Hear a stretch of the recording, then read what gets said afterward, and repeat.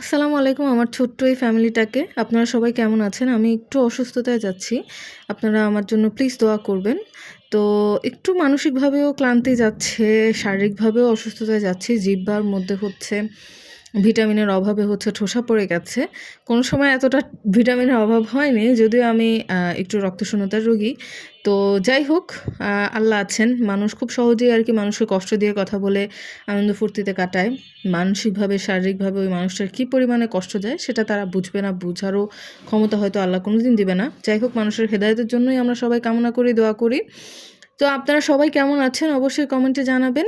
আর আজকের রান্নাবান্নায় আসি। খিচুড়ি রান্না করছিলাম, ভুনা খিচুড়িটা একটু ভাজবো ভেবেছিলাম, কিন্তু এতটাই টায়ার্ড লাগছিল, অনেক রাতে রান্না করছিলাম। তো আর ভাজি-টাজি নাই, এমনি হচ্ছে দিয়ে ফেলেছি। তারপরেও খিচুড়িটা মাশাআল্লাহ দিলে অনেক বেশি পারফেক্ট হয়েছে। এদিকে সালাদ কেটে নিয়েছিল আপনাদের ভাইয়া। তারপর হচ্ছে আমি চিকেন ফ্রাই, আলু ফ্রাই এগুলো সব গুছিয়ে নিয়ে তারপর হচ্ছে সাজিয়ে বসেছি। মাশাআল্লাহ খুবই সুন্দর হয়েছিল আর এত ভালো একটা ডিনার আমরা কাটিয়েছিলাম। অনেক, অনেক মজার ছিল।